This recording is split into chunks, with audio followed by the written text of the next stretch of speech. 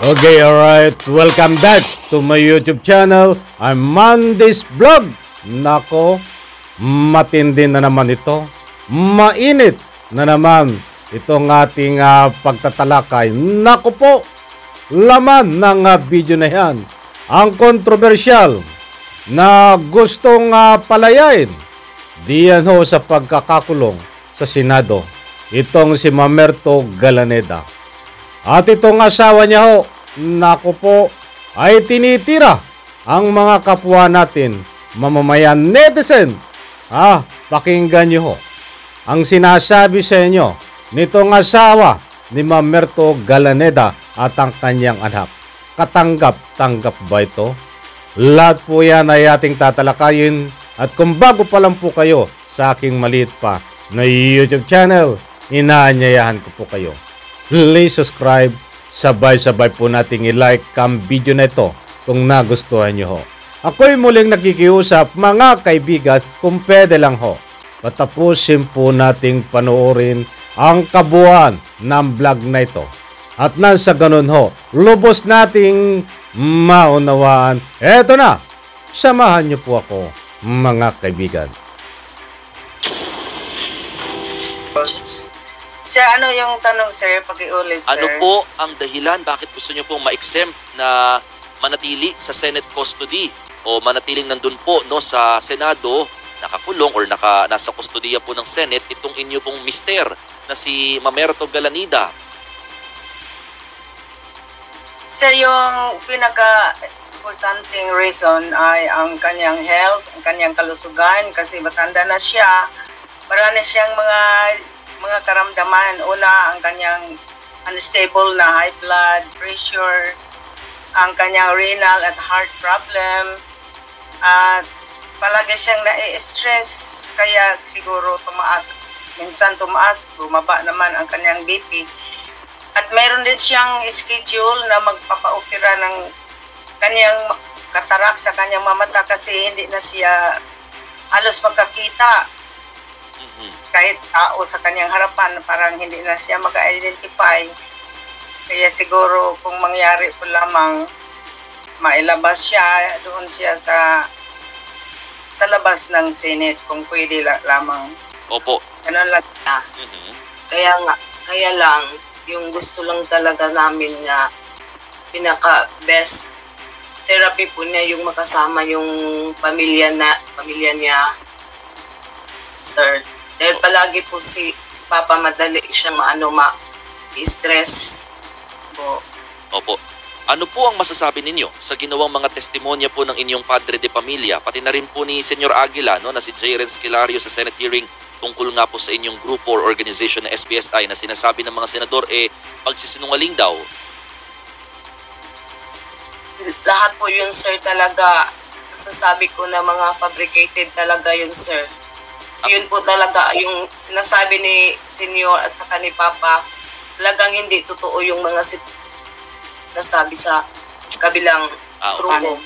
So, naninindigan po kayo na ang mga sinabi po ng inyong mga leaders, no, including your kumbaga padre de pamilya, ay totoo? Totoo po talaga, sir. Talaga. Opo. Ma'am, kumusta po yung pagtanggap ng mga senador sa inyong liham na ipinadala po sa kanila? Ano pong update doon? Meron po ba silang response with regard to your request na si Sir Mamerto ay pansamantalang palayain lang po muna? Sir, as of now, wala pa po kami, hindi pa namin alam kasi hindi pa namin na-contact yung si Papa. Pero sa pagkakaalam po namin na natanggap na nila yung sulat po namin. Okay, so may nakatanggap na po, no? At may nag-acknowledge naman ng inyong sulat pero wala pa po silang tugon hinggil po sa inyong request. Si Senador Riza Ontiveros po daw yung nag-acknowledge na Office of the Senator of Senator Riza ang nag-acknowledge na po na na-receive nila yung letter.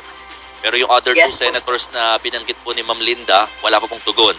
Office of Senator Bato, Office of Senator Francis. Oo, wala pa po, sir. Okay. Ano na lang, panghuli na lamang po ang inyong panawagan sa lahat po, sa mga senador, hinggil po sa inyong request na pansamantalang makalaya nga po ang inyong padre de pamilya dahil sa kanyang edad at kalagay ng kanyang kalusugan? At ano na rin po ang nais yung doon muna ma'am, ano pong panawagan nyo? Okay, at manawagan po kami doon sa ating mahal na mga senador na sila Senador Bato, Ontiveros at saka Senador Tolentino, na sana po mag-grant o pakinggan po nila yung hiling ng pamilya ni Papa Mamerto Galanida, na mailabas siya para po siya maibsan naman yung stress na nararamdaman ni Papa dahil meron siyang sakit na ininda sa kanyang katawan. At rest assured naman po na harapin ni Papa yung kung ano man yung mga tawag na mga hearing. Yun lang po, sir. Sana po maintindihan po niya yung hiling namin sa pamilya. Panghuli na lamang po, anong gusto niyo pong sabihin sa publiko, sa mga nagko-comment at saka talagang against po sa mga sa inyo pong samahan at sa mga nabulalas po na mga testimonya hinggil nga po sa di umano'y pang-aabuso and other mga reklamo? Ano pong nais yung sabihin na tila ayun nga sa nahusgahan na di umano kayo? Kami po, sir, nananawagan po kami na sana po ang mga tao ay hindi po sila magiging judgmental, kasi hindi po nila talaga alam ang buong katotohanan. Yun lang po talaga yung hiling namin, sir, na wag na sana yung binubuli nila, kasi masakit yun po, sir, sa part ng mga tao dito, sa mga pamilya, kaming lahat na sumusuporta sa amin. Dahil wala naman talagang masama sa kanilang, wala naman talagang masamang ginagawa sila sa mga tao dito. Sana hindi na magiging ganoon ka-judgmental yung mga tao, sir. Grabe na ho ba ang mga nare-receive ninyo na pambubuli or pag-judge po online? Grabe, sir. Grabe na. talaga, sir. Sa Facebook, TikTok, parang iba't ibang platform yata sa social media. Okay. Kung mangyari, sana ang mga tao huwag silang palabas ng maraming maliing ginagawa nila, kasi hindi na. Okay, alright. Heto. Nako, matindi na naman tayo dito. Itong video na ho ito ay part 2. Dahil yung una ho, may part 1 2 tayo dito. Kaunti lang po ang pinakita ko sa inyo. At marami ho ang nabitin. Marami ang nag-request. Diyan ho sa comment section na kung pwede daw ho ay bigyan ko ng part 2 at i-play ko yung full video ng interview dito sa asawa ni Mamerto Galanida at itong kanyang anak ho. Anak po yan at asawa. At shout out at maraming salamat dito po sa original owner ng video na po ito. Ipahintulot to ang paggamit ng inyong video clips. Okay, dito po muna tayo. Ako bago tayo magpatuloy ay gusto ko munang panindigan tasno na dito sa ruling ng video na ito, ang aking pananaw ayon ho sa aking pagsusuri ay isang panluloko sa taong bayan. Ang mga sinasabi nitong asawa at anak ni Mamerto Galanida. And one word, sa ruling ho ng video na yan ay pawang, panluloko at kasinungalingan ang mga sinasabi ho nito. Mantakin mo, pati mahal nating netizen, mahal natin taga-subaybay ay dinadamay. Kayo daw ho ay mga sinungaling. Bakit daw nyo ho binubuli? Puro kasamaan daw ho ang sinasabi nyo dito sa part ng kampo ni Galanida at sa mga kulto. Ay lahat na ito, na in general na ito. Ibig sabihin niya ay bakit daw ginaganon itong kanilang pamunuan sa pangunguna ng kanyang asawa na si Galanida at ito si Senyor Aguila. Ay dinadamay pati nito ang netizen.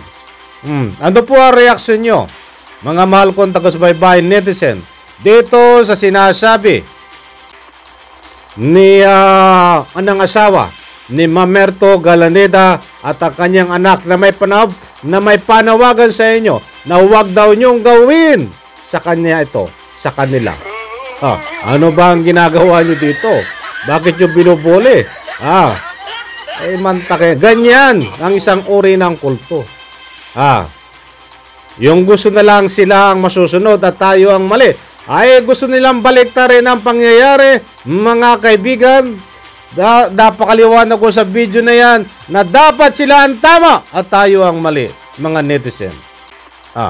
Diyos me yung mabagin. Tingnan nyo ang gupit nitong mag-ina na ito. Gupit, kulto. Sabihin kong kulto. Kulto naman talaga ito. Tignan yung mga buhok. Nakakapag-init ito ng maumagang-umaga. Kasi simula ko pa lang dito. Pag-iinitin mo na ang aking ang ikangay kung paano mag-deliver. Dahil tayo ang nagsisimula sa pamamagitan ng inyong mga interview. Nagmamataas pa kayo, nagmamagaling. At nagmamalaki pa kayo. Dinadamay nyo ang mga netizen na ibig sabihin ay puro kalukuhan ang mga sinasabi ng ginagawa ng netizen sa public opinion. At isang pampubuli. Diyos me, mahabagin. But anyway, hindi po yun ang ating pinaka-main topic. At pinadaanan lang po natin dahil importanteng mahalaga sa akin ang mga taga-subaybay ko. Na ika nga po, ay sana naman kung kayo ay nabubuhay ng normal, kayong mga nandiyan, ito na sasabihin ko, kung nabubuhay ka ng normal, asawa ni Galaneda at ang anak, dapat hindi mo masabi sa mga netizen yan dahil kalakaran na yan sa social media na kapag mayroong pumutok na ganyang mga balita at ika nga po, paratang katulad ng kultos na sinasaniban mo, ay hindi po natin may iwasan na mag-deliver ng anuman ng mga public opinion dahil nakapublic ko ang lahat ng pagtatalakay dito. Mga kaibigan, alam ko, kahit ipaliwanag ko ito sa inyo, ay sarado ang isip nyo dahil isa kayong kulto na sinasamba nyo. Si Senyor Aguila. Okay, doon muna tayo dahil mahabang talakayan nito kapag binigyan ko ng public opinion. Ito sinasabi nitong maginang ito tungkol sa mga netizen na pambubuli daw ang ginagawa sa kanila. Na puro kasamaan daw ang ginagawa sa kanila ng netizen. Okay, dumako po tayo dito sa kontrobersyal na kanyang request na pagpapalaya. Ito ay part 2. Ito ay sabi nga ng ating mahal na netizen, dami nagbibigay ng public opinion sa comment section. Kung pwede daw ipakita ko itong full video na ika nga po interview dito sa asawa na ito at kanyang anak. That's why ito po ang dahilan. Marami po nating makapupulutan na ika nga po accounting aral dito. Sapagkat kung susuriin po natin ang video na ito, pasensya na po. At ako'y nabubulol. Namamalat eh. Kung susuriin natin ang video na ito ay isang katangahan, kasinungalingan. Kayo ho ang nag-iimbento. Kayo ang ika nga po'y dapat magbago, hindi po ang taong bayan, hindi yan dapat gobyerno. Ang lakas ng loob mo, ang kapal ng mukha mo nyo dyan, lalong-lalo na ikaw na asawa ni Mamerto Galaneda at itong anak. Anong gusto nyong gawin sa asawa nyo kay Mamerto Galaneda? Bibihin kahit nagkasala. Bakit ko nasabi mga kaibigan na liwanag ko sa video? Kailangan palayain ang kanyang asawa dahil siya ay may sakit, dahil siya ay 80 years old na, dahil siya ay nakatakdang operahan, mga kaibigan. Kaya dapat siya ay palayain. Sumulat siya diyan sa Senado at natanggap na ni Senador Risa Ontiveros, mga kaibigan. Bakit ko nasabi ito isang kalukuhan? Itong sulat na ito. Bakit ko nasabi na nakasad? Diyan ho. Sa ika nga po'y sulat ay isang kalukuhan at katangahan. O bakit mga kaibigan? Maliwanag doon may sakit. Uupirahan. Nakatakdang operahan kaya dapat palayan dahil 80 years old na. Wag muna tayo dumako dahil doon sa katandaan. Dito sa may sakit. Kung talagang naghihimala at Diyos sinasanto nyo, ito si Senyor Aguila, pasalamat ka dahil may doktor na kasama diyan sa kulungan. Dahil nag-uupira itong si Senyor Aguila, bakit hindi mo iutos kay Senyor Aguila na upirahan ng iyong asawa? Katangahan mo. Gagawin po kami bubo, paikutin mo kami. Kaya nasasabi kong panluloko itong video na ito. Dito pala sa makatuwid ay isang ebidensya na ito ay nagsisinungaling. Dahil sa mga nakaraang hearing, lumalabas ng mga testimonya ng mga buhay na testigo. Ito ay nanggagamot diyan sa kapihan. Si Senyor Aguila, isang doktor na impostor. Bakit dito hindi magawa? Nautusan ito si Senyor Aguila na gamutin ang kanyang asawa diyan sa kulungan. Bakit hindi ipa-opera? Kalukuhan nyo pinapaikot nyo ang taong bayan. Pinapaikot nyo ang Senado. Pinapaikot nyo ang justice system. Yung ginagawa nyo na panluluko diyan sa kapihan sa inyong mga membro ng kulto ay ina-apply nyo sa taong bayan. At ina-apply nyo sa Senado, ina-apply nyo sa justice system ng bansang Pilipinas. That's why hindi ho pwedeng makalusot niyan, mga kagaguhan nyo. Sa ito lang, ganyan ba? Ganyan ba dapat tayong lukuhin itong mga ito? Paikutin na lamang. Maliwanag sa sulat na yan. Kung authorized lang ho tayo mga kaibigan, kahit malayo ako, ay kaya kong abutin yan. Kung pwede lang ho na pumunta diyan ako sa Senado upang magdala ng dumi ng kambing para ipainom diyan kay Mamerto Galaneda. Bakit ko painumin ng dumi ng kambing? Dahil yan ho ang ginagawa ni Senyor Aguila sa mga may sakit diyan ho sa kapihan na pinapainom ng dumi ng kambing. Wala, hindi tayo autorisado dadalong ko sana ito ng dumi ng kambing para painumin itong si Senyor Aguila, si Mamerto Galaneda dahil may sakit. Bakit hindi mo utusan si Senyor Aguila na ika ngay mag-produce ng dumi ng kambing para ipainom sa iyong asawa kay Mamerto Galaneda? Bakit? Puro kayo kalukuhan Pinaglalaruan nyo kami. Hindi excuse sa katandaan. Hindi excuse ang katandaan para ma-excuse din sa kaso. Kulang pa yan. Kulang na kulang ang nararanasan nyo ngayon. Ang iyong asawa dahil, alam nyo ho, ang daming bata na gustong lumabas para makapag-aral. Diyan sa kapihan, pinigilan nyo, hindi makalabas. Maraming membro nyo na gusto makalabas ng kapihan upang mabuhay ng normal. Subalit, pinipigilan nyo makalabas. Lalong-lalo na itong iyong asawa na si Mamerto Galaneda at itong Senyor Aguila. Ano nararamdaman nyo na hindi makalabas ang asawa nyo?